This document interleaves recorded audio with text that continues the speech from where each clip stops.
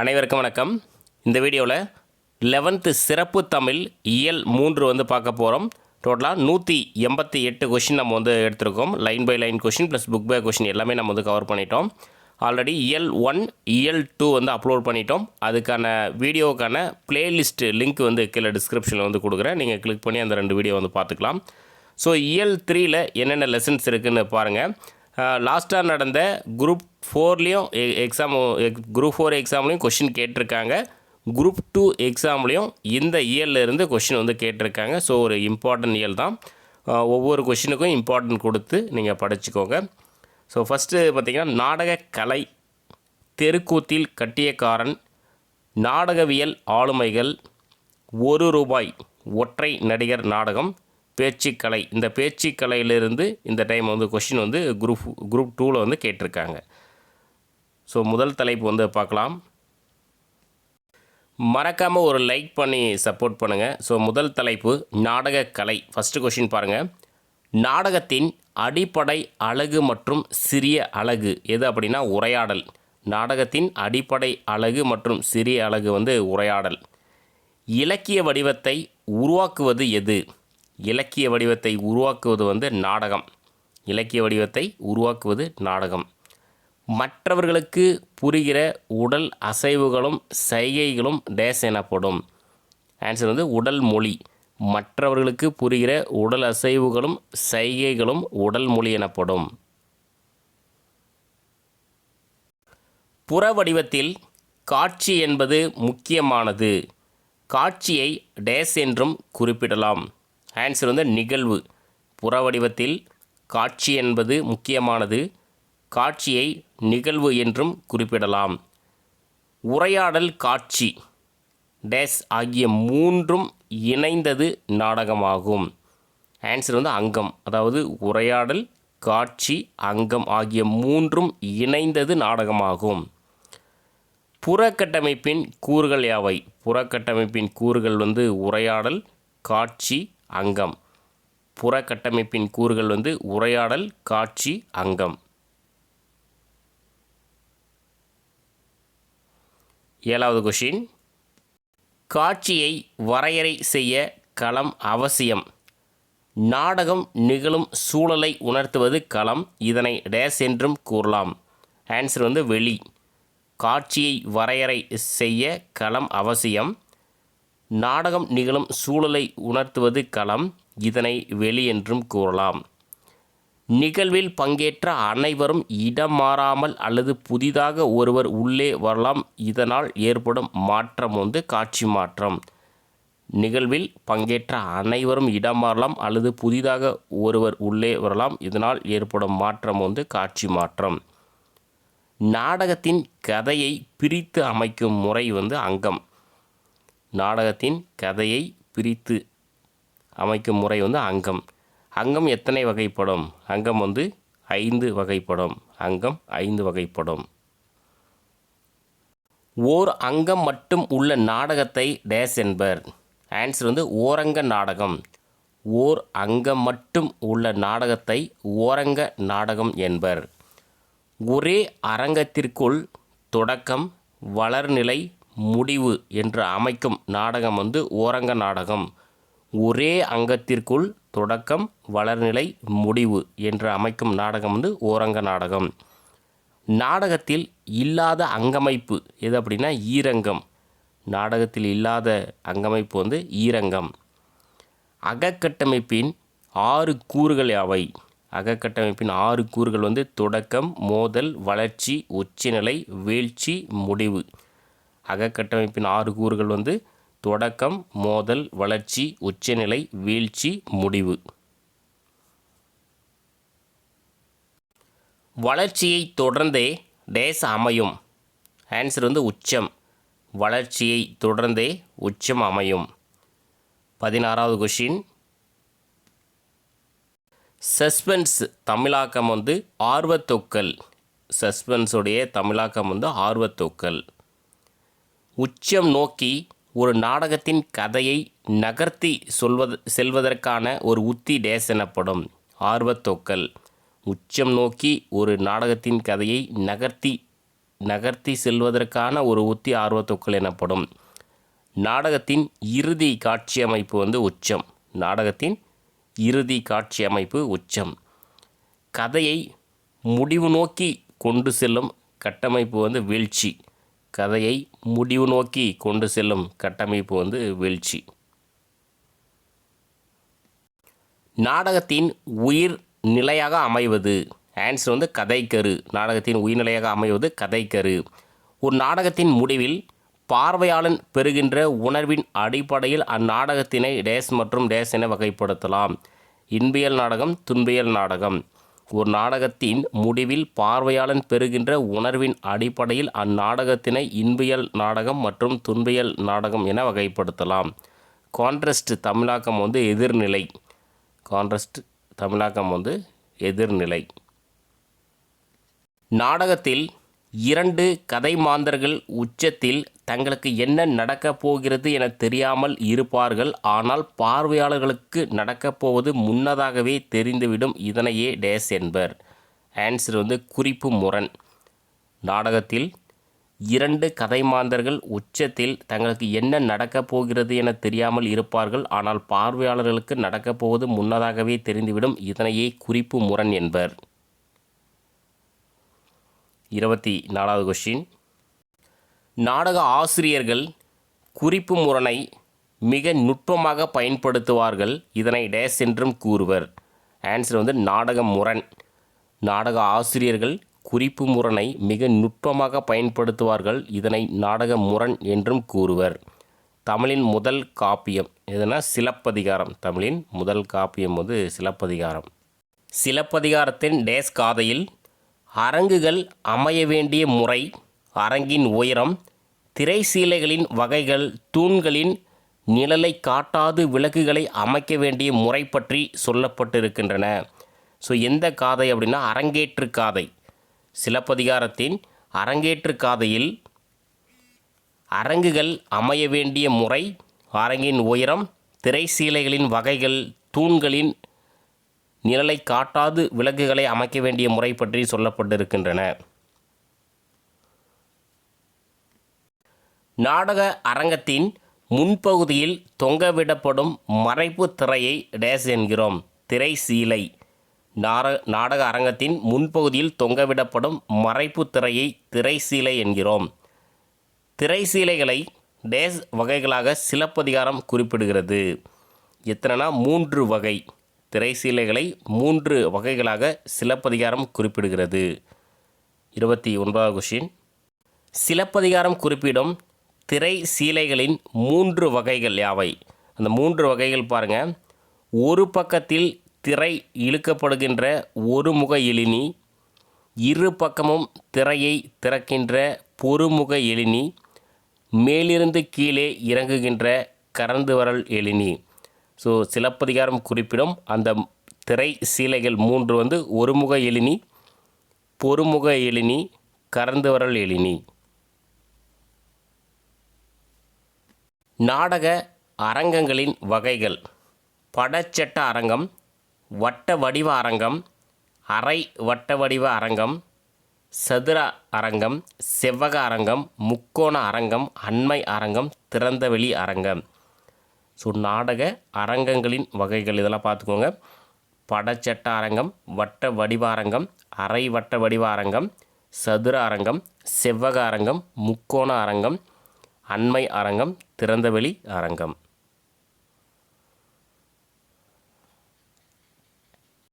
படங்களுக்கு போடும் சட்டத்தை போன்று அமைந்திருக்கும் அரங்கம் படச்சட்ட அரங்கம். படங்களுக்கு போடும் சட்டத்தை போன்று அமைந்திருக்கும் அரங்கம் படச்சட்ட அரங்கம். ஆங்கிலேயர்கள் இந்தியாவிற்கு வந்த பிறகு அறிமுகமான அரங்கம் எது அப்படின்னா படச்சட்ட அரங்கம். ஆங்கிலேயர்கள் இந்தியாவிற்கு வந்த பிறகு அறிமுகமான அரங்கம் படச்சட்ட அரங்கம். படச்சட்ட அரங்கம் அமைந்துள்ள இடம் சென்னை கன்னிமாரா நூலகம். படச்சட்ட அரங்கம் அமைந்துள்ள இடம் சென்னை கன்னிமாரா நூலகம். வட்ட வடிவில் பார்வையாளர்கள் அமர்ந்து பார்க்கும் அரங்கம் வட்ட வடிவ அரங்கம். வட்ட வடிவில் பார்வையாளர்கள் அமர்ந்து பார்க்கும் அரங்கம் வட்ட வடிவ அரங்கம். வட்ட வடிவ அரங்கத்தில் பாதியாக அமைந்திருக்கும் அரங்கம் வந்து அரை வட்ட வடிவ அரங்கம். வட்ட வடிவ அரங்கத்தில் பாதியாக அமைந்திருக்கும் அரங்கம் வந்து அரை வட்ட வடிவ அரங்கம். பார்வையாளர்கள் நாடகத்தை அருகில் அமர்ந்து பார்ப்பதற்காக அமைக்கப்பட்டிருக்கும் அரங்கம் வந்து அண்மை அரங்கம். பார்வையாளர்கள் நாடகத்தை அருகில் அமர்ந்து பார்ப்பதற்காக அமைக்கப்பட்டிருக்கும் அரங்கம் வந்து அண்மை அரங்கம். திரையரங்குகள் போன்று செவ்வக வடிவில் அமைந்திருக்கும் அரங்கம் வந்து செவ்வக அரங்கம். திரையரங்குகள் போன்று செவ்வக வடிவில் அமைந்திருக்கும் அரங்கம் வந்து செவ்வக அரங்கம். மேற்கூரையோ அரங்கத்திற்கான தனித்த வடிவோ இல்லாமல் மக்கள் கூடும் திறந்த வெளிகளில் அமைக்கப்படும் அரங்கம் வந்து திறந்த வெளி அரங்கம். மேற்கூரையோ அரங்கத்திற்கான தனித்த வடிவோ இல்லாமல் மக்கள் கூடும் திறந்த வெளிகளில் அமைக்கப்படும் அரங்கம் வந்து திறந்த வெளி அரங்கம். கோமாளி பப்பூன் என்று அழைக்கப்படுவன் வந்து கட்டியக்காரன். கோமாளி பப்பூன் என்று அழைக்கப்படுவன் வந்து கட்டியக்காரன். நெறியாளர் என்பவர் யார்னா இயக்குனர். நாடகப்பள்ளி அமைந்துள்ள இடங்கள் எங்கன்னா பாண்டிச்சேரி பல்கலைக்கழகம், தஞ்சாவூர் தமிழ் பல்கலைக்கழகம். நாடகப்பள்ளி அமைந்துள்ள இடங்கள் வந்து பாண்டிச்சேரி பல்கலைக்கழகம், தஞ்சாவூர் தமிழ் பல்கலைக்கழகம். அறிவோம் தெளிவோம்.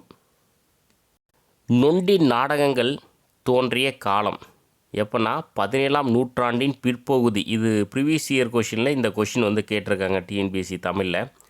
நொண்டி நாடகங்கள் தோன்றிய காலம் வந்து 17ஆம் நூற்றாண்டின் பிற்பகுதி. இது முக்கியமானது, இதுவும் சேர்த்திக்கணும்.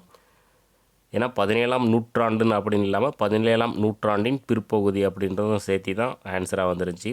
43வது கொஷின். நொண்டி நாடகங்களின் சில வகைகள். திருகச்சூர் நொண்டி நாடகம், பழனி நொண்டி நாடகம், சீதகாதி நொண்டி நாடகம். நொண்டி நாடகங்களின் சில வகைகள் வந்து திருகச்சூர் நொண்டி நாடகம், பழனி நொண்டி நாடகம், சீதகாதி நொண்டி நாடகம். தெருக்கூத்தில் கட்டியக்காரன். இரண்டாவது தலைப்பு வந்து தெருக்கூத்தில் கட்டியக்காரன். கட்டியக்காரன்னா கோமாளி அல்லது பப்பூன் அப்படின்னு சொல்லுவாங்க. 44வது கொஷின். தமிழகத்தின் தொன்மையான கலை வடிவங்களுள் ஒன்று தான் கூத்துக்கலை. தமிழகத்தின் தொன்மையான கலை வடிவங்களுள் ஒன்று வந்து கூத்துக்கலை. இசைக்கருவிகள் அனைத்தும் ஒரு சேர ஒலித்து ஊராரை அழைக்கும் முறை வந்து களரி கட்டுதல். இசைக்கருவிகள் அனைத்தும் ஒரு சேர ஒலித்து ஊராரை அழைக்கும் முறை வந்து களரி கட்டுதல். தென்னார்காடு மாவட்டத்தில் களரி கட்டுதலை டேஸ் என்றும் அழைப்பர். ஆன்சர் வந்து தாளக்கட்டு. தென்னார்காடு மாவட்டத்தில் களரி கட்டுதலை தாளக்கட்டு என்றும் அழைப்பர்.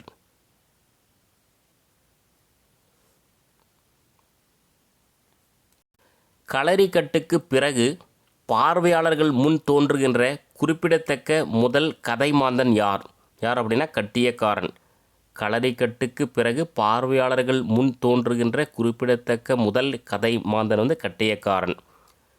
தெருக்கூத்தின் தொடக்க முதல் இறுதி வரை இயங்குபவன் யார் அப்படின்னா கட்டியக்காரன். தெருக்கூத்தின் தொடக்கம் முதல் இறுதி வரை இயங்குபவன் வந்து கட்டியக்காரன். அண்டம் நடுநடுங்க ஆகாசம் கிடுகிடுக்க என்று கூறி தெருக்கூத்தின் முதல் கதைமாந்தனாக வருபவன் வந்து கட்டியக்காரன். அண்டம் நடுநடுங்க ஆகாசம் கிடுகிடுக்க என்று கூறி தெருக்கூத்தின் முதல் கதைமாந்தனாக வருபவன் வந்து கட்டியக்காரன். புஜகீர்த்திகள் என்பதன் பொருள் யாது? தோழனிகள். புஜகீர்த்திகள் என்பதன் பொருள் வந்து தோழனிகள். கட்டியக்காரனுக்கு வழங்கும் வேறு பெயர்கள். கோமாளி, காவற்காரன், பப்பூன், சபையலங்காரன், விதூஷகன். கட்டியக்காரனுக்கு வழங்கும் வேறு பெயர்கள் வந்து கோமாளி, காவற்காரன், பப்பூன், சபையலங்காரன், விதூஷகன். அரசன் முன் புகழ்மொழி கூறுதல் டேஸ் என்று அழைக்கப்படும். ஆன்சர் வந்து கட்டியம். அரசன் முன் புகழ்மொழி கூறுதல் கட்டியம் என்று அழைக்கப்படும். கூத்தில் மிக சுதந்திரமாக இயங்கும் கதை மாந்தன் யாருன்னா கட்டியக்காரன். கூத்தில் மிக சுதந்திரமாக இயங்கும் கதை மாந்தன் வந்து கட்டியக்காரன். கூத்துக்கலையில் பார்வையாளர்களின் குரலாக, மக்களின் குரலாக இறுதி வரை இயங்குபவர் யார் அப்படின்னா கட்டியக்காரன். கூத்துக்கலையில் பார்வையாளர்களின் குரலாக மக்களின் குரலாக இறுதி வரை இயங்குபவர் வந்து கட்டியக்காரன். பல்லில் முத்துவரிசை பளபளன்னவே பாங்கியர் இருபுறம் சாமரம் வீசவே என தொடங்கும் பாடலை பாடியவர் வந்து கட்டியக்காரன். பல்லில் முத்துவரிசை பளபளன்னவே பாங்கியர் இருபுறம் சாமரம் வீசவே என தொடங்கும் பாடலை பாடியவர் வந்து கட்டியக்காரன்.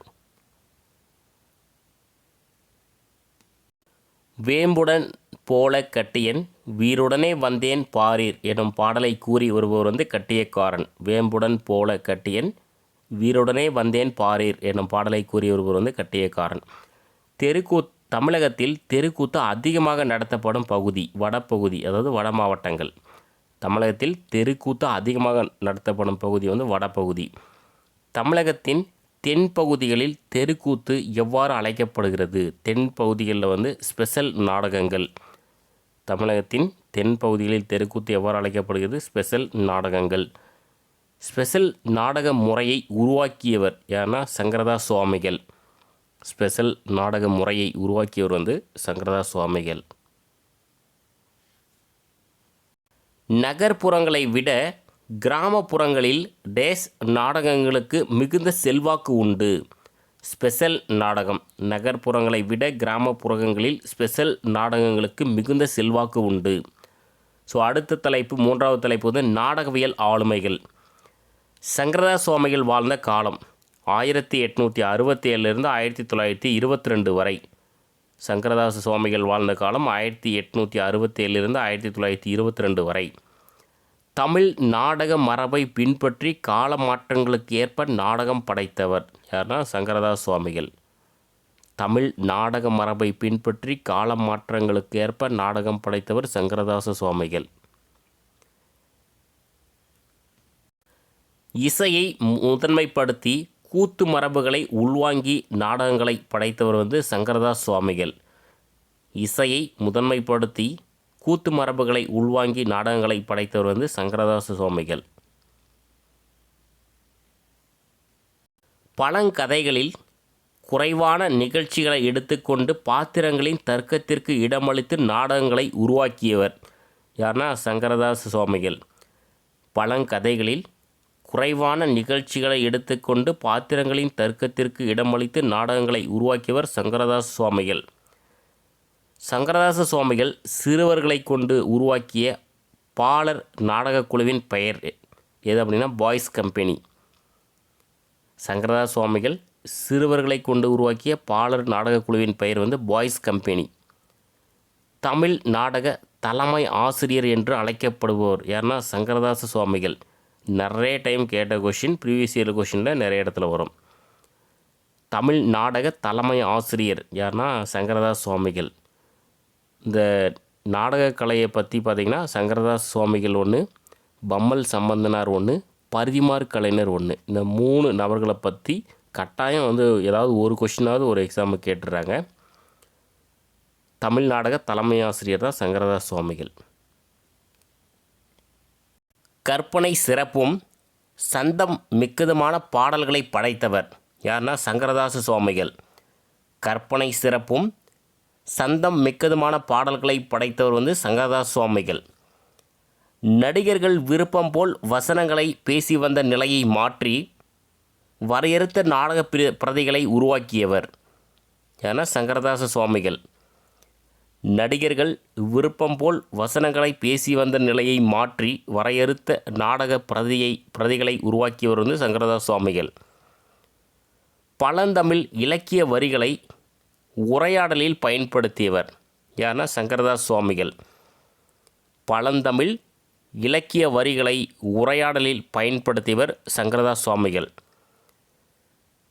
எந்த இசைக்கூறுகளை முதன்மைப்படுத்தி நாடகங்கள் நிகழ்த்தப்பட்டன? கர்நாடக இசை. எந்த இசை கூறுகளை முதன்மைப்படுத்தி நாடகங்கள் நிகழ்த்தப்பட்டன? கர்நாடக இசை. யாருடைய காலத்தில் நாடகங்கள் படிப்படியாக நகரங்களை நோக்கி நகர்ந்தன? ஆன்சர் வந்து சங்கரதாச சுவாமிகள். யாருடைய காலத்தில் நாடகங்கள் படிப்படியாக நகரங்களை நோக்கி நகர்ந்தன? சங்கரதாச சுவாமிகள்.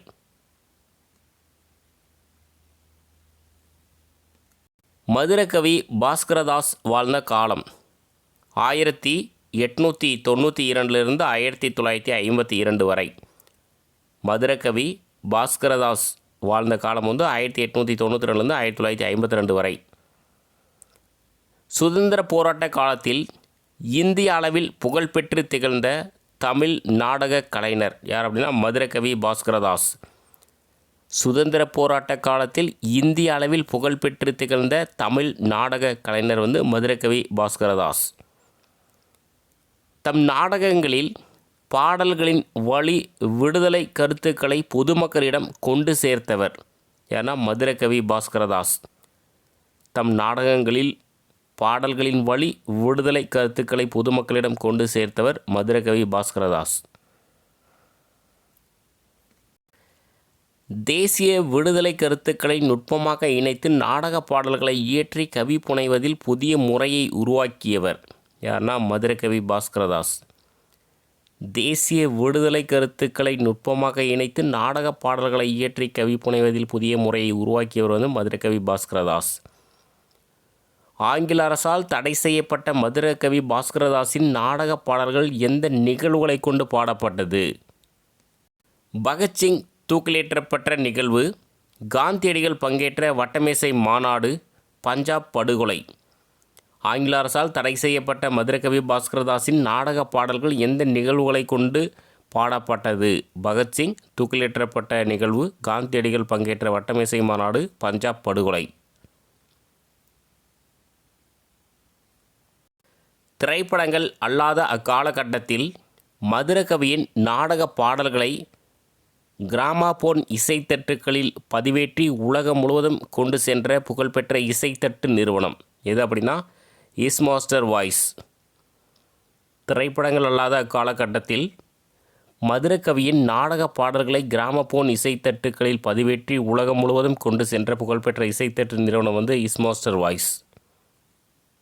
மதுரகவியின் நாடகங்களில் பாடி நடித்துள்ள புகழ்பெற்ற இசைக்கலைஞர்கள் யார்னா கேபி சுந்தராம்பாள், கிட்டப்பா, எம்எஸ் சுப்புலட்சுமி. மதுரகவியின் நாடகங்களில் பாடி நடித்துள்ள புகழ்பெற்ற இசைக்கலைஞர்கள் வந்து கேபி சுந்தராம்பாள், கிட்டப்பா, எம்எஸ் சுப்புலட்சுமி. பம்மல் சம்பந்தனார் வாழ்ந்த காலம் 1873 1964 வரை. பம்மல் சம்பந்தனார் வாழ்ந்த காலம் 1873 1964 வரை. தமிழ் நாடக தந்தை என்று அழைக்கப்படுபவர் வந்து பம்மல் சம்பந்தனார். எக்ஸாமில் கேட்டிருக்காங்க, ப்ரீவியஸ் இயர் கொஷனில் இருக்குது. தமிழ் நாடக தந்தை என்று அழைக்கப்படுபவர் வந்து பம்மல் சம்பந்தனார். தமிழ் நாடகத்தை மேநாட்டு நாடகங்களுக்கு நிகராக மாற்றியவர் பம்மல் சம்பந்தனார். தமிழ் நாடகத்தை மேநாட்டு நாடகங்களுக்கு நிகராக மாற்றியவர் வந்து பம்மல் சம்பந்தனார். புராண வரலாற்று நாடகங்களுடன் மக்களின் வாழ்க்கையை ஒட்டிய கதைகளை கொண்ட இயல்பான பேச்சு மொழியில் அமைந்த சமூக நாடகங்களை நடத்தியவர் பம்மல் சம்பந்தனார். புராண வரலாற்று நாடகங்களுடன் மக்களின் வாழ்க்கையை ஒட்டிய கதைகளை கொண்ட இயல்பான பேச்சு மொழியில் அமைந்த சமூக நாடகங்களை நடத்தியவர் வந்து பம்மல் சம்பந்தனார். ஹரிச்சந்திரன் கதையை சந்திர ஹரி என்று பொய் மட்டுமே பேசுகிற ஒருவனை பற்றிய கதையாக மாற்றியதன் மூலம் சம்பந்தனார் உருவாக்கிய புதிய வகை நாடகம் எது? எதிர்கதை நாடகம். ஹரிச்சந்திரன் கதையை சந்திர ஹரி என்று பொய் மட்டுமே பேசுகிற ஒருவனை பற்றிய கதையாக மாற்றியதன் மூலம் சம்பந்தனார் உருவாக்கிய புதிய வகை நாடகம் எது? எதிர்கதை நாடகம். இரவு முழுவதும் நடைபெற்ற நாடகங்களை 3 மணி அல்லது 4 மணி நேரத்திற்குள் முடியும் முறையை கொண்டு வந்தவர் என பம்மல் சம்பந்தனார். இரவு முழுவதும் நடைபெற்ற நாடகங்களை 3 மணி அல்லது 4 மணி நேரத்திற்குள் முடிக்கும் முறையை கொண்டு வந்தவர் பம்மல் சம்பந்தனார். பம்மல் சம்பந்தனாரால் தமிழ்நாட்டில் நிறுவப்பட்ட முதல் பயில்முறை நாடகக் குழு எது? சுகுண விலாச சபை 1891. பம்மல் சம்பந்தனாரால் தமிழ்நாட்டில் நிறுவப்பட்ட முதல் பயில்முறை நாடகக் குழு வந்து சுகுண விலாச சபை 1891. அச்சு நூல்களாக வெளிவந்த சம்பந்தனார் எழுதிய நாடகங்களின் எண்ணிக்கை எவ்வளோ அப்படின்னா 94. அச்சு நூல்களாக வெளிவந்த சம்பந்தனார் எழுதிய நாடகங்களின் எண்ணிக்கை வந்து 94. சம்பந்தனார் எழுதி வெளிவந்த சில அச்சு நூல்கள்: மனோகரா, சபாபதி, சந்திரஹரி, உத்தம பத்னி, சிறு தொண்டர் நாடகம். சம்பந்தனார் எழுதி வெளிவந்த சில அச்சு நூல்கள். மனோகரா, சபாபதி, சந்திரஹரி, உத்தம பத்னி, சிறு தொண்டர் நாடகம். சம்பந்தனார் நாடகம் தொடர்பாக எழுதிய நூல்கள். நாடகம் தொடர்பாக எழுதிய நூல்கள் வந்து நாடகத்தமிழ், நாடக மேடை நினைவுகள், பேசும் பட அனுபவங்கள். சம்பந்தனார் நாடகம் தொடர்பாக எழுதிய நூல்கள் வந்து நாடகத்தமிழ், நாடக மேடை நினைவுகள், பேசும் பட அனுபவங்கள். பம்மல் சம்பந்தனார் வெளியிட்ட இதழ் இந்திய நாடக மேடை. பம்மல் சம்பந்தனார் வெளியிட்ட இதழ் வந்து இந்திய நாடக மேடை. பாலாமணி அம்மையார் வாழ்ந்த காலம் 19ஆம் நூற்றாண்டின் இறுதிப் பகுதி. பாலாமணி அம்மையார் வாழ்ந்த காலம் வந்து 19ஆம் நூற்றாண்டின் இறுதிப் பகுதி. முதலாக முழுவதும் பெண்களே பங்கேற்ற எந்த நாடக குழுவினை பாலாமணி அம்மையார் தொடங்கி நடத்தினார்? பாலாமணி அம்மாள். முதலாக முழுவதும் பெண்களே பங்கேற்ற எந்த நாடக குழுவினை பாலாமணி அம்மையார் தொடங்கி நடத்தினார்? பாலாமணி அம்மாள் அப்படின்ற நாடகக்குழு. பாலாமணி அம்மாள் நாடகக்குழுவில் உள்ள பெண்களின் எண்ணிக்கை எவ்வளோ அப்படின்னா 70. பாலாமணி அம்மாள் நாடகக்குழுவில் உள்ள பெண்களின் எண்ணிக்கை வந்து 70. பாலாமணி அம்மையாரின் நாடகங்களில் சமுதாய சீர்திருத்தங்களையே உள்ளடக்கமாக கொண்டு சிறப்பிக்கப்பட்ட நாடகம் எது? நாடக அரசி. பாலாமணி அம்மையாரின் நாடகங்களில் சமுதாய சீர்திருத்தங்களையே உள்ளடக்கமாக கொண்டு சிறப்பிக்கப்பட்ட நாடகம் வந்து நாடக அரசி.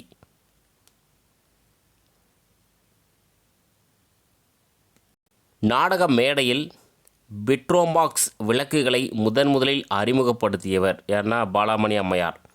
நாடக மேடையில் பெட்ரோமாக்ஸ் விளக்குகளை முதலில் அறிமுகப்படுத்தியவர் பாலாமணி அம்மையார். பாலாமணி அம்மையாரை குறித்து எனது நாடக வாழ்க்கை என்ற நூலில் எழுதியவர் யார்னா? ஔவை சண்முகம். பாலாமணி அம்மையாரை குறித்து எனது நாடக வாழ்க்கை என்ற நூலில் எழுதியவர் வந்து ஔவை சண்முகம். பாலாமணி நாடகங்களை பார்க்க ரசிகர்களுக்கு ஆங்கில அரசு சிறப்பு தொடர்வண்டி விட்டது. அத்தொடர்வண்டியை டேஸ் என்று அழைத்தனர். பாலாமணி ஸ்பெஷல். பாலாமணி நாடகங்களை பார்க்க ரசிகர்களுக்கு ஆங்கில அரசு சிறப்பு தொடர்வண்டி விட்டது. அத்தொடர்வண்டியை பாலாமணி ஸ்பெஷல் என்று அழைத்தனர்.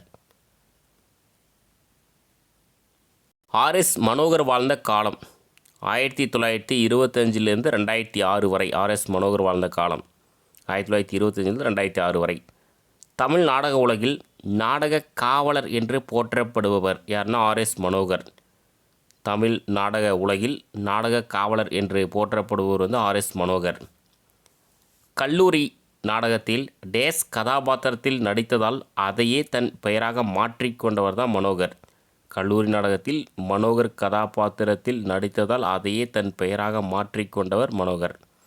ஆர்எஸ் மனோகரின் இயற்பெயர் வந்து ராமசாமி சுப்பிரமணியன். ஆர்எஸ் மனோகரின் இயற்பெயர் வந்து ராமசாமி சுப்பிரமணியன். நாடகத்தின் மீதான காதலால் மனோகர் தொடங்கிய நாடக நிறுவனம் எது அப்படின்னா நேஷ்னல் தியேட்டர். 1954 தொடங்கப்பட்டது. நாடகத்தின் மீதான காதலால் மனோகர் தொடங்கிய நாடக நிறுவனம் வந்து நேஷ்னல் தியேட்டர். மனோகர் அரங்கேற்றிய சமூக நாடகங்கள்: இன்பநாள், உலகம் சிரிக்கிறது, பிரம்மாண்ட இதிகாச அதாவது வரலாற்று நாடகம். மனோகர் அரங்கேற்றிய சமூக நாடகங்கள் வந்து இன்பநாள், உலகம் சிரிக்கிறது, பிரம்மாண்ட இதிகாசா. எதிர்மறை கதாபாத்திரங்களை கொண்டு மனோகர் படைத்த நாடகங்கள் எதுனா? ராவணன், சூரபத்மன். எதிர்மறை கதாபாத்திரங்களை கொண்டு மனோகர் படைத்த நாடகங்கள் வந்து ராவணன், சூரபத்மன். இலங்கையில் 21 நாட்கள் தொடர்ந்து நடத்திய மனோகரின் நாடகம் எதுனா? லங்கேஸ்வரன். இலங்கையில் 21 நாட்கள் தொடர்ந்து நடத்திய மனோகரின் நாடகம் வந்து லங்கேஸ்வரன். லங்கேஸ்வரன் நாடகத்தை பார்த்து வியந்த மக்கள் மனோகருக்கு கொடுத்து கௌரவித்த பட்டம் எது அப்படின்னா? லங்கேஸ்வரன் அப்படின்ற பட்டம். லங்கேஸ்வரன் நாடகத்தை பார்த்து வியந்த மக்கள் மனோகருக்கு கொடுத்து கௌரவித்த பட்டம் வந்து லங்கேஸ்வரன். மனோகரின் நாடகங்களில் பல முறை மேடையேறிய நாடகம் எதுனா? லங்கேஸ்வரன். மனோகரின் நாடகங்களில் பல முறை மேடையேறிய நாடகம் வந்து லங்கேஸ்வரன். மனோகரின் சில நாடகங்கள்: சாணக்கிய சபதம், சூரபத்மன், சிசுபாலன், இந்திரஜித், நரகாசுரன், சுக்ராச்சாரியார். மனோகரின் சில நாடகங்கள்: சாணக்கிய சபதம், சூரபத்மன், சிசுபாலன், இந்திரஜித், நரகாசுரன், சுக்ராச்சாரியார். சொன்ன நேரத்துக்கு நாடகம் தொடங்கிவிட வேண்டும், அனைத்தும் துல்லியமாக இருக்க வேண்டும் என்பதில் கவனமாக இருப்பவர் யார் அப்படின்னா மனோகர்.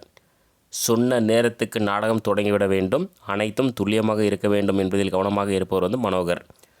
மனோகர் ஒவ்வொரு நாடகத்துக்கும் டேஸ் நாள்கள் ஒத்திகை பார்ப்பார் மற்றும் டேஸுக்கும் மேற்பட்ட திரைப்படங்களில் நடித்துள்ளார். எவ்வளோனா 30 நாட்கள் வந்து ஒத்திகை பார்ப்பார், 200க்கும் மேற்பட்ட திரைப்படங்களில் நடித்துள்ளார். தெரியுமா அப்படின்றது பார்த்திங்கன்னா ஒரு பாக்ஸ் கொஷின். ஆண்டன் செகாவ் வாழ்ந்த காலம் 1860 1904 வரை. ஆண்டன் செகாவ் வாழ்ந்த காலம் வந்து 1860 1904 வரை. ரஷ்ய நாட்டை சேர்ந்த நாடக ஆசிரியர் மற்றும் சிறுகதை எழுத்தாளர் யார் அப்படின்னா ஆண்டன் செகாவ். ரஷ்ய நாட்டை சேர்ந்த நாடக ஆசிரியர் மற்றும் சிறுகதை எழுத்தாளர் தான் வந்து ஆண்டன் செகாவ். புனைக்கதை இலக்கிய உலகில் தலை சிறந்தவராக கருதப்படுபவர் யாருன்னா ஆண்டன் செகாவ். புனைக்கதை இலக்கிய உலகில் தலை சிறந்தவராக கருதப்படுவர் வந்து ஆண்டன் செகாவ். எழுத்தாளர்கள் மற்றும் விமர்சகர்களிடம் தனி மரியாதையை ஏற்படுத்தி கொடுத்த செகாவின் 4 செவ்வியல் நாடகங்கள் எவை? கடல் பறவை, ஹங்கில்வான்யா, 3 சகோதரிகள், செர்ரி பழத்தோட்டம். எழுத்தாளர்கள் மற்றும் விமர்சகர்களிடம் தனி மரியாதையை ஏற்படுத்தி கொடுத்த செகாவின் 4 செவ்வியல் நாடகங்கள்: கடல் பறவை, ஹங்கில்வான்யா, 3 சகோதரிகள், செர்ரி பழத்தோட்டம். செகாவுடன் இணைந்து நவீனத்துவத்தை மேடைகளில் புகுத்தியவர்கள்: ஹென்றி கிப்சன், ஆகஸ்ட் ஸ்ட்ரீன்பர்க். செகாவுடன் இணைந்து நவீனத்துவத்தை மேடைகளில் புகுத்தியவர்கள் வந்து ஹென்றி கிப்சன், ஆகஸ்ட் ஸ்ட்ரீன்பர்க். நவீனத்துவத்தை நாடகங்களில் தொடங்கி வைத்ததில் முக்கியமானவர்கள்: Anton Chekhov, Henrik Ibsen, August Strindberg. நவீனத்துவத்தை நாடகங்களில் தொடங்கி வைத்ததில் முக்கியமானவர்கள் வந்து Anton Chekhov, Henrik Ibsen, August Strindberg. யாருடைய நாடகங்களில் மரபு வழி நடிப்புக்கு பதிலாக பார்வையாளர்களுக்கு மனநிலை சார்ந்த அரங்கியல் எனும் நுட்பத்தை நாடகத்தின் உரைகளுக்குள் ஆழ்ந்து போகும் நிலையை கொடுத்தது? யார் அப்படின்னா ஆண்டன் செகாவ். ஆண்டன் செகாவ் நாடகங்களில் மரபு வழி நடிப்புக்கு பதிலாக பார்வையாளர்களுக்கு மனநிலை சார்ந்த அரங்கியல் எனும் நுட்பத்தையும் நாடகத்தின் உரைகளுக்குள் ஆழ்ந்து போகும் நிலையையும் கொடுத்தது. படிப்போம் சுவைப்போம் பார்த்தீங்கன்னா ஒரு பாக்ஸ் கொஷின். சங்கரதாச சுவாமிகளே, உம்முடைய பாடல்கள் முள்ளும் கரடும் போல் இருக்கின்றன என்று கூறியவர் வந்து கவிராயர் முத்துசாமி. சங்கரதாச சுவாமிகளே, உம்முடைய பாடல்கள் முள்ளும் முரடும் போல் இருக்கின்றன என்று கூறியவர் வந்து கவிராயர் முத்துசாமி. கவிராயர் பாடல்கள் கல்லும் கரடும் போல் இருக்கின்றவே என்று கூறியவர் வந்து சங்கரதாச சுவாமிகள். கவிராயர் பாடல்கள் வந்து கல்லும் கரடும் போல் இருக்கின்றவே என்று கூறியவர் வந்து சங்கரதாச சுவாமிகள். முள்ளும் முரடும் என்றால் பலாச்சுளை போல் இனிக்கிறது எனவும், கல்லும் கரடும் என்றால் கற்கண்டை போல் இனிக்கிறது எனவும் பொருள்படும். இவை எந்த நூலிலிருந்து எடுக்கப்பட்டது? எந்த நூல் அப்படின்னா தமிழ் நாடக தலைமை ஆசிரியர் அப்படின்ற நூல். அது எழுதியவர் வந்து கே. சண்முகம். 1 ரூபாய். 4வது தலைப்பு வந்து 1 ரூபாய். 1 ரூபாய் நாடகத்தை எழுதியவர் யார்னா ஜெயந்தன். 1 ரூபாய் நாடகத்தை எழுதியவர் வந்து ஜெயந்தன். ஜெயந்தன் வாழ்ந்த காலம் 1937 2010 வரை. ஜெயந்தன் வாழ்ந்த காலம் 1937 2010 வரை. ஜெயந்தன் எனும் புனைப்பெயர் கொண்டவர் யார்னா பே. கிருஷ்ணன். ஜெயந்தன் எனும் புனைப்பெயர் கொண்டவர் வந்து பே. கிருஷ்ணன். ஜெயந்தன் எந்த ஊரை சேர்ந்தவர்? மணப்பாறை, திருச்சி சேர்ந்த மணப்பாறையை சேர்ந்தவர் ஜெயந்தன். இலக்கிய சிந்தனை பரிசு பெற்ற ஜெயந்தனின் நாடகம் எது அப்படின்னா நினைக்கப்படும். இலக்கிய சிந்தனை பரிசு பெற்ற ஜெயந்தனின் நாடகம் வந்து நினைக்கப்படும். அகில இந்திய வானொலியில் முதல் பரிசு பெற்ற ஜெயந்தனின் நாடகம் எது அப்படின்னா சிறகை விரி வானம் உனது. அகில இந்திய வானொலியில் முதல் பரிசு பெற்ற ஜெயந்தனின் நாடகம் வந்து சிறகை விரி வானம் உனது. சிந்தனை கூடல் என்ற அமைப்பை தொடங்கி இளைஞர்களுக்கு பேச்சு பயிற்சியும் எழுத்து பயிற்சியும் அளித்தவர் வந்து ஜெயந்தன். சிந்தனை கூடல் என்ற அமைப்பை தொடங்கி இளைஞர்களுக்கு பேச்சு பயிற்சியும் எழுத்து பயிற்சியும் அளித்தவர் வந்து ஜெயந்தன். ₹1 நாடகம் என்பது ஒற்றை நடிகர் நாடகம். ₹1 நாடகம் என்பது ஒற்றை நடிகர் நாடகம். 5வது தலைப்பு பேச்சுக்கலை. ரொம்ப ஒரு முக்கியமான தலைப்பு. இதிலேருந்து கொஷின் வந்து கேட்டிருந்தாங்க குரூப் 4ல். குரூப் 4ல் இல்லை, இப்போ நடந்த குரூப் 2ல் அந்த கொஷின் வந்து அந்த பேச்சின் 5 நடைகள் அதுதான் கேட்டிருந்தாங்க. அந்த 5 நடைகள் இதில் கொடுத்துருக்காங்க. பேச்சுக்கலை. ஸோ 128வது கொஷின் பாருங்கள். தனி மனிதனின் தேவைக்கு மட்டுமல்லாமல் சமூகத்தின் தேவைக்கும் எது அவசியம்? எது அவசியம்னா பேச்சுக்கலை. தனி மனிதனின் தேவைக்கு மட்டுமல்லாமல் சமூகத்தின் தேவைக்கும் எது அவசியம்? பேச்சுக்கலை. இந்த பேச்சுக்கலையில் அண்ணாவை பற்றி 10th புக்கில் கொடுத்துருப்பாங்க. அதுலேருந்து மட்டும் 3 கொஷின் வந்து கேட்டிருந்தாங்க இந்த குரூப் 2ல். இதுலேருந்து ஒரு கொஷினும் 10th ஸ்டாண்டர்டில் இருக்கக்கூடிய பேச்சுக்கலை என்ற லெசன்லேருந்து ஒரு 3 கொஷின், ஒரு 4 கொஷின் இந்த பேச்சுக்கலை டாப்பிக்லேருந்து மட்டும் குரூப் 2ல் வந்து வந்திருந்தது. இப்போ 2024 குரூப் 2ல். 129. ஆர்த்த சபை 101 1001 புலவர் வார்த்தை 16,001 எனும் பாடலை பாடியவர் யாருன்னா ஔவையார். ஆர்த்த சபை 101 1001 புலவர் வார்த்தை 16,001 எனும் பாடலை பாடியவர் வந்து ஔவையார்.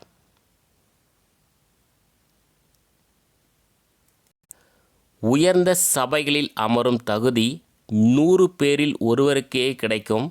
1000 பேரில் ஒருவரே கவிஞராக திகழ்வார். ஆனால் 10,000 பேரில் ஒருவரே சிறந்த பேச்சாளராக திகழ்வார் என்று வலியுறுத்தியவர் யார் அப்படின்னா ஔவையார். உயர்ந்த சபைகளில் அமரும் தகுதி 100 பேரில் ஒருவருக்கே கிடைக்கும். 1000 பேரில் ஒருவரே கவிஞராக திகழ்வார். ஆனால் 10,000 பேரில் ஒருவரே சிறந்த பேச்சாளராக திகழ்வார் என்று வலியுறுத்தியவர் வந்து ஔவையார். ஒழுங்குபடுத்தப்பட்ட சமுதாயத்தை வடிவமைக்க உதவுவது எது அப்படின்னா பேச்சுக்கலை. ஒழுங்குபடுத்தப்பட்ட சமுதாயத்தை வடிவமைக்க உதவுவது வந்து பேச்சுக்கலை.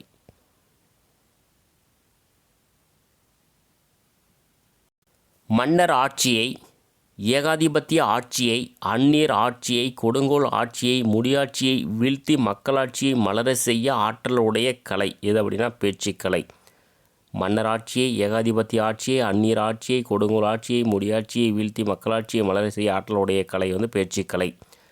நண்பர் ஒருவர் 1 மணி நேரம் பேச 1 வாரம் என்றால் 2 மணி நேரம் பேச எத்தனை நாள் தயார் செய்வீர்கள் என்று கேட்டதற்கு இப்போதே பேசுகிறேன் என்று பதிலளித்தவர் யார் அப்படின்னா உட்ரோ வில்சன், அதாவது அமெரிக்க குடியரசுத் தலைவர்.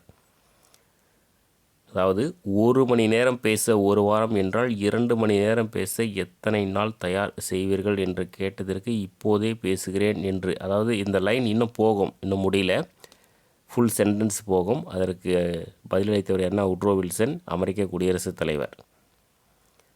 பேச்சுக்கலையின் அடிப்படை எது அப்படின்னா பேசுபவரின் திறன், மொழியின் திறன். பேச்சுக்கலையின் அடிப்படை வந்து பேசுபவரின் திறன், மொழியின் திறன். பேசுபவரின் திறன்கள் எவை? பேசுபவரின் ஒலிப்பு, பேச்சின் ஏற்ற இறக்கம், குரல் வளம். பேசுபவரின் திறன்கள் வந்து பேசுபவரின் ஒலிப்பு, பேச்சின் ஏற்ற இறக்கம், குரல் வளம். மொழியின் திறன்கள் எவை? அடுக்குமொழி, மரபு தொடர், கவிதை, பாட்டு, உரையாடல். மொழியின் திறன்கள் எவை? அடுக்குமொழி, மரபு தொடர், கவிதை, பாட்டு, உரையாடல். மனிதனுக்கு உள்ள திறமைகளில் மிகுந்த போற்றுதலுக்குரியது பேச்சாற்றல். அதை சரியாக கைவரப் பெற்றவர்கள் அரசனை விட அதிகாரம் பெற்றவர்கள். அந்த கலையை கற்றவர்கள் இந்த உலகில் விடுதலை பெற்ற ஆற்றலாக இயங்கக்கூடியவர்கள் என்னும் கருத்தை கூறியவர் வந்து வின்ஸ்டன் சர்ச்சில். மனிதனுக்கு உள்ள திறமைகளில் மிகுந்த போற்றுதலுக்குரியது பேச்சாற்றல். அதை சரியாக கைவரப் பெற்றவர்கள் அரசனை விட அதிகாரம் பெற்றவர்கள். அந்த கலையை கற்றவர்கள் இந்த உலகில் விடுதலை பெற்ற ஆற்றலாக இயங்கக்கூடியவர்கள் என்னும் கருத்தை கூறியவர் வந்து வின்ஸ்டன் சர்ச்சில். பேச்சில் டேஸ் என்பதை தவிர்த்து தனக்கென தனித்துவமான ஒரு நடையை ஏற்படுத்தி கொள்ள வேண்டும். அதாவது போல செய்தல். பேச்சில் போல செய்தல் என்பதை தவிர்த்து தனக்கென தனித்துவமான ஒரு நடையை ஏற்படுத்தி கொள்ள வேண்டும். பேச்சின் முக்கூறுகள் யாவை? இதுவும் ப்ரீவியஸ் இயர் கொஷினில் இருக்குது, கேட்டிருக்காங்க. எடுத்தல், தொடுத்தல், முடித்தல். பேச்சின் முக்கூறுகள் எடுத்தல், தொடுத்தல், முடித்தல். பேச்சை தொடங்குவது எது அப்படின்னா எடுப்பு. பேச்சை தொடங்குவது எடுப்பு. தொடக்க உரைக்கு பிறகு பொருளை விரித்து பேசும் முறை தான் தொடுத்தல். தொடக்க உரைக்கு பிறகு பொருளை விரித்து பேசும் முறை தொடுத்தல். எண்ணங்களை சொல்லும் முறையில் அழகுபடுத்துவதே அணி. எண்ணங்களை சொல்லும் முறையில் அழகுபடுத்துவதே அணி. தற்காலத்தில் பட்டிமன்றம் என்று அழைக்கப்படுவது முன்பு டேஸ் என்று அழைக்கப்பட்டது. பட்டி மண்டபம். தற்காலத்தில் பட்டிமன்றம் என்று அழைக்கப்படுவது முன்பு பட்டி மண்டபம் என்று அழைக்கப்பட்டது. பட்டிமண்டபம் என்ற சொல் காணப்படும் நூல்கள்: சிலப்பதிகாரம், மணிமேகலை, திருவாசகம், கம்பராமாயணம். பட்டிமண்டபம் என்ற சொல் காணப்படும் நூல்கள் சிலப்பதிகாரம், மணிமேகலை, திருவாசகம், கம்பராமாயணம். வேந்தன் பகைப்புறத்து கொடுத்த பட்டிமண்டபம் எனும் பாடல் இடம்பெற்றுள்ள நூல் சிலப்பதிகாரம். வேந்தன் பகைப்புறத்து கொடுத்த பட்டிமண்டபம் எனும் பாடல் இடம்பெற்றுள்ள நூல் சிலப்பதிகாரம். பட்டி மண்டபத்து பாங்கறிந்து ஏற்றுமீன் எனும் பாடல் இடம்பெற்றுள்ள நூல் மணிமேகலை. பட்டி மண்டபத்து பாங்கறிந்து ஏற்றுமீன் எனும் பாடல் இடம்பெற்றுள்ள நூல் மணிமேகலை. பட்டி மண்டபம் ஏற்றினை என கூறும் நூல் திருவாசகம். பட்டி மண்டபம் ஏற்றினை என கூறும் நூல் திருவாசகம். பன்னரும் கலைதெறி பட்டி மண்டபம் என கூறும் நூல் கம்பராமாயணம். பன்னரும் கலைதெறி பட்டி மண்டபம் என கூறும் நூல் கம்பராமாயணம். 149வது கொஷின். இந்த கொஷின் தான் லாஸ்ட்டாக நடந்த குரூப் 2 எக்ஸாமில் கேட்டிருந்தாங்க. குரூப் 2 குரூப் 2 எக்ஸாமில் மேடை பேச்சின் ஐவகை நடைகள். நம்ம முக்கூறுகள்னு நினச்சிக்கிட்டோம். எடுத்தல், தொடுத்தல், முடித்தல் அப்படின்னு நினச்சிக்கிட்டோம். ஆனால் ஐவகை நடைகள் தான் அங்கே கொஷின் கேட்டிருந்தாங்க.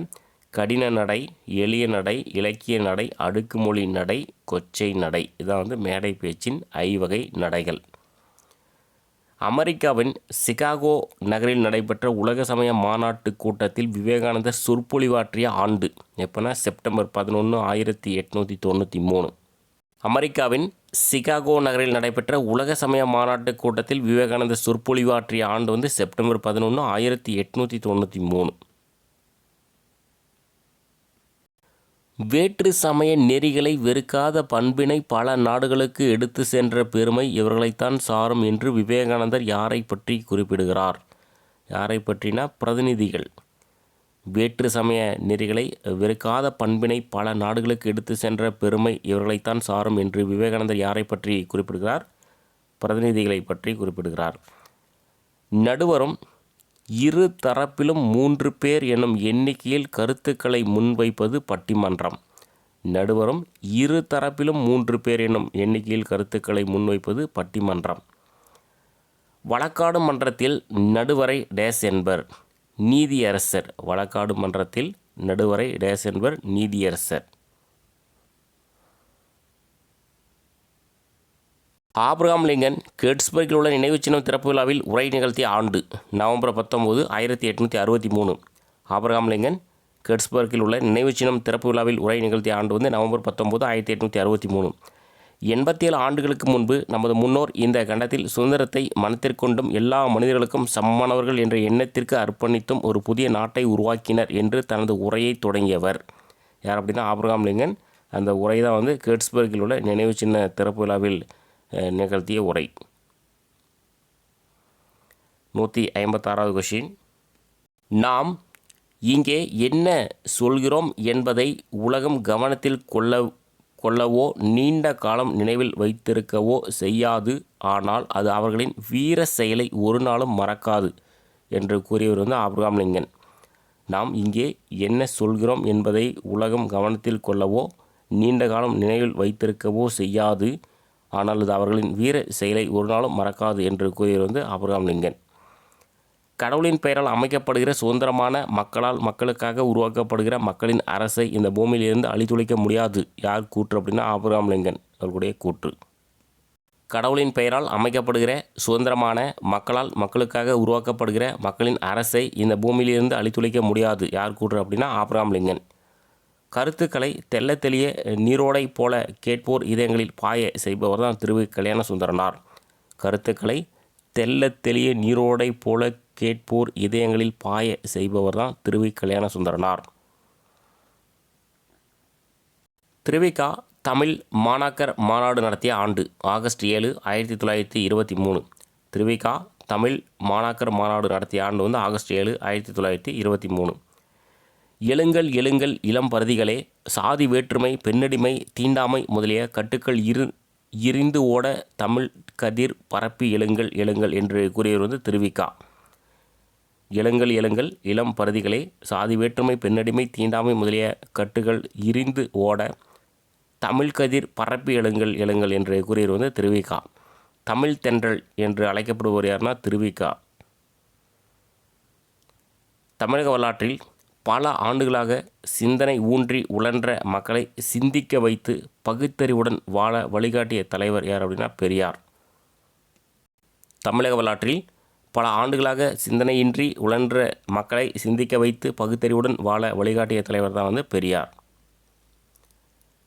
ஏதென்ஸ் நகரில் தம் கருத்துக்களை வீதி வீதியாக சென்று இளைஞர்களை சிந்திக்க வைத்தவர் வந்து சாக்ரட்டிஸ்.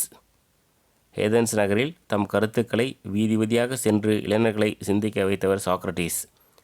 சாக்ரட்டிஸ் போன்று மிகப்பெரிய சிந்தனை எழுச்சியை தமிழ்நாட்டு வீதிகளில் ஏற்படுத்தியவர் பெரியார்.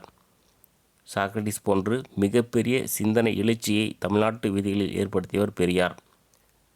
அமெரிக்காவின் ஹேல் பல்கலைக்கழகத்தால் அறிஞர் என பட்டமளித்து சிறப்பிக்கப்பட்டவர் யாருன்னா பேரறிஞர் அண்ணா. அமெரிக்காவின் ஏல் பல்கலைக்கழகத்தால் அறிஞர் என பட்டமளித்து சிறப்பிக்கப்பட்டவர் தான் பேரறிஞர் அண்ணா. சென்னை கன்னிமாரா நூலகத்தில் அவர் கைப்படாத நூல்கள் இல்லை என்னும் அளவிற்கு சிறந்த வாசிப்பாளர் யாருன்னா பேரறிஞர் அண்ணா. சென்னை கன்னிமாரா நூலகத்தில் அவர் கைப்படாத நூல்கள் இல்லை என்னும் அளவிற்கு சிறந்த வாசிப்பாளர் யாருன்னா பேரறிஞர் அண்ணா. அவருடைய உருவமோ உடல் அமைப்போ பேச்சோ நடவடிக்கையோ இராணுவ மனப்பான்மையை ஏற்படுத்தக்கூடிய விதமாக இல்லை. ஆனால் அவரால் இராணுவங்களையும் எதிர்த்து நிற்கக்கூடிய வீர உணர்ச்சியை லட்சக்கணக்கானவர்களிடத்தில் உண்டாக்க முடிந்தது என்று காந்தியடிகள் மறைவின் போது உரையாற்றியவர் யார்னா பேரறிஞர் அண்ணா. அவருடைய உருவமோ உடலமைப்போ பேச்சோ நடவடிக்கையோ இராணுவ மனப்பான்மையை ஏற்படுத்தக்கூடிய விதமாக இல்லை. ஆனால் அவரால் இராணுவங்களையும் எதிர்த்து நிற்கக்கூடிய வீர உணர்ச்சியை லட்சக்கணக்கானவர்களிடத்தில் உண்டாக்க முடிந்தது என்று காந்தியடிகள் மறைவின் போது உரையாற்றியவர் வந்து பேரறிஞர் அண்ணா. அறிவு பற்றிய பரந்த நோக்கினை ஆழ்மன சிந்தனையோடு எனும் யாருடைய பேச்சாற்றல் பதிய செய்கிறது. யாருடைய பேச்சாற்றல்னா குன்றக்குடி அடிகளார். அறிவு பற்றிய பரந்த நோக்கினை ஆழ்மன சிந்தனையோடு எனும் யாருடைய பேச்சாற்றல் பதிய செய்கிறது. குன்றக்குடி அடிகளார். 6 அறிவுடையவன் மனிதன், அறிவு ஒரு கருவி, அறிவுடையவன் எல்லாம் உடையவன், அவன் ஆவது அறிவான். யார் கூற்று அப்படின்னா குன்றக்குடி அடிகளாருடைய கூற்று. 6 அறிவுடையவன் மனிதன், அறிவு ஒரு கருவி, அறிவுடையவன் எல்லாம் உடையவன், அவன் ஆவது அறிவான். யார் கூற்றுனா குன்றக்குடி அடிகளாருடைய கூற்று. செய்திகளை சேகரிப்பதுதான் அறிவா, நூலறிவு அறிவின் அளவுகோலா, வாழ்கின்றாய் வாழாத நெஞ்சுமே என்று கூறியவர் யார்னா மாணிக்கவாசகர். செய்திகளை சேகரிப்பதுதான் அறிவா, நூலறிவின் அறிவின் அளவுகோலா, வாழ்கின்றாய் வாழாத நெஞ்சுமே என்று கூறியவர் வந்து மாணிக்கவாசகர். 171வது கொஸ்டின். குன்றக்குடி அடிகளார் 6 அறிவு பெறுதல் பற்றி தரும் விளக்கம். பாருங்கள், முதல் அறிவு வாழ்வதன் வழி மூலம் பெறுகிறான். முதல் அறிவு.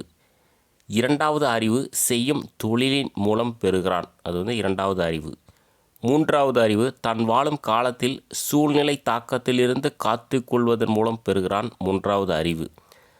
4வது அறிவு நல்ல நூல்களை தேர்ந்து கற்பதன் வழி பெறுகிறான். 4வது அறிவு. 5வது அறிவு கலந்து கேட்டு பேசி பழகி அதன் வழி பெறுகிறான். 5வது அறிவு.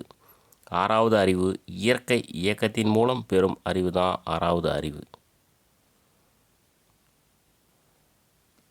யாருடைய பேச்சில் நகைச்சுவை கலந்து உயர்ந்த கருத்தை கூறும் திறத்தினை வெளிப்படுத்துகிறது?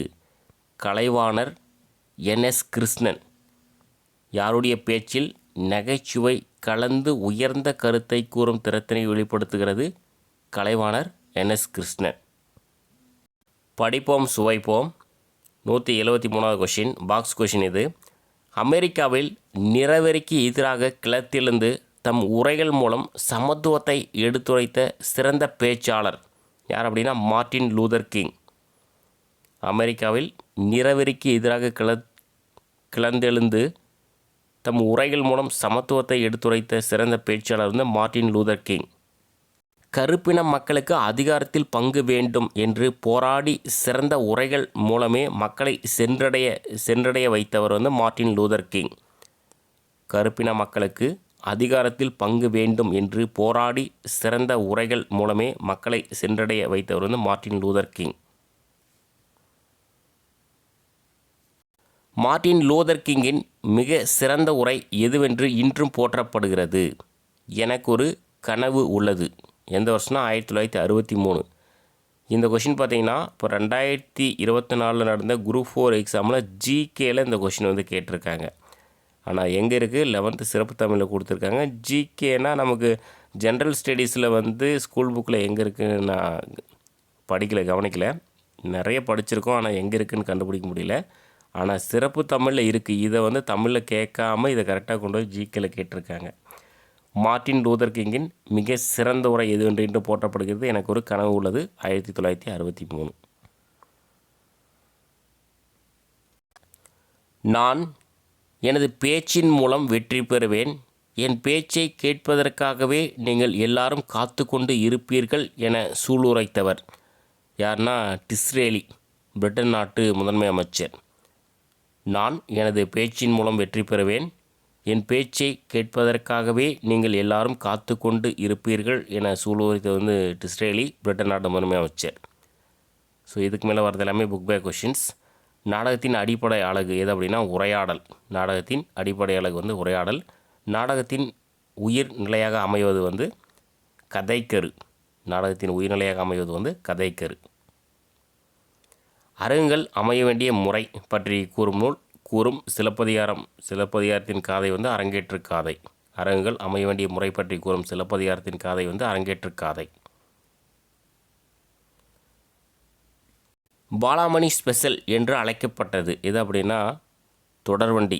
பாலாமணி ஸ்பெஷல் என்று அழைக்கப்பட்டது வந்து தொடர்வண்டி. பாய்ஸ் கம்பெனி எனும் நாடக குழுவை உருவாக்கியவர் யார் அப்படின்னா சங்கரதாச சுவாமிகள். பாய்ஸ் கம்பெனி எனும் நாடக குழுவை உருவாக்கியவர் வந்து சங்கரதாச சுவாமிகள். 182வது கொஷின் பொறுத்துக. சங்கரதாச சுவாமிகள் எது அப்படின்னா தமிழ் நாடக தலைமை ஆசிரியர். இவர் தான் தலைமை ஆசிரியர். பம்மல் சம்பந்தனார் வந்து தமிழ் நாடக தந்தை. RS மனோகர் வந்து நாடக காவலர். பாலாமணி வந்து நாடக அரசி. ஸோ ஆன்சருக்கு வந்து இங்கே கொடுத்துருக்கோம். இது கேட்கறதுக்கு வாய்ப்பு இருக்குது பொறுத்துக்களை. 183வது கொஷின். கீழ்காண்பனவற்றுள் சரியான கூற்றுகளை கண்டறிக. ஸோ மொத்தம் 4 கூற்று இருக்குது. அதில் முதல் 2 வந்து சரி. வட்ட வடிவில் பார்வையாளர்கள் அமர்ந்து பார்க்கும் அரங்கம் வட்ட வடிவ அரங்கம். படங்களுக்கு போடும் சட்டத்தை போன்று அமைந்திருப்பது படசட்டக அரங்கம். பார்வையாளர்களின் வீடுகளுக்கு அருகில் அமைந்திருப்பது அண்மை அரங்கம். இது தவறு. திரையரங்குகள் போன்ற வடிவத்தில் அமைந்ததை திறந்தவெளி அரங்கம். இது வந்து தவறு. ஸோ ஆன்சர் வந்து 1 மற்றும் 2 சரி. சரியான கூற்றை தேர்ந்தெடுக்க. சரியான கூற்றை தேர்ந்தெடுக்க இதில் பார்த்திங்கன்னா சரியான கூற்று வந்து 1, 2 வந்து சரி. பாலாமணி அமரின் நாடகங்கள் சமூக சீர்திருத்தங்களை உள்ளடக்கங்களாக கொண்டிருந்தன. இது வந்து சரி. பம்மல் சம்பந்தனார் எதிர்கதை நாடகம் எனும் புதிய வகைமையை உருவாக்கினார். இதுவும் வந்து சரி. நேஷனல் தியேட்டர்ஸ் எனும் நாடக நிறுவனத்தை சங்கரதாஸ் சுவாமிகள் நிறுவினார். இது வந்து தவறு. ஹான் செகாவ் அமெரிக்க நாட்டை சேர்ந்த நாடக ஆசிரியர். இதுவும் வந்து தவறு. ஸோ 1, 2 வந்து சரி. 185. 1000 பேரில் ஒருவரே கவிஞர், 10,000 பேரில் ஒருவரே பேச்சாளர் என்று கூறியவர் வந்து ஔவையார். 1000 பேரில் ஒருவரே கவிஞர், 10,000 பேரில் ஒருவரே பேச்சாளர் என்று கூறியவர் வந்து ஔவையார். மக்களாட்சியை மலர செய்த ஆற்றலுடைய கலையாக அறியப்படுவது வந்து பேச்சுக்கலை. மக்களாட்சியை மலர செய்த ஆற்றலுடைய கலையாக அறியப்படுவது வந்து பேச்சுக்கலை. முழுவதும் பெண்களை கொண்டு நாடகக்குழுவை நடத்தியவர் வந்து பாலாமணி அம்மையார். முழுவதும் பெண்களை கொண்ட நாடகக்குழுவை நடத்தியவர் வந்து பாலாமணி அம்மையார். களரிக்கட்டுக்கு பிறகு தோன்றுகின்ற முதல் கதை மாந்தனை இவ்வாறு அழைப்போம். யார்னா கட்டியக்காரன். களரிக்கட்டுக்கு பிறகு தோன்றுகின்ற முதல் கதை மாந்தனை இவ்வாறு அழைப்போம். எதுனா கட்டியக்காரன். ஸோ வெற்றிகரமாக இயல் 3 வந்து முடிஞ்சுது. ஸோ அடுத்த வீடியோவில் சந்திக்கலாம். தேங்க்யூ.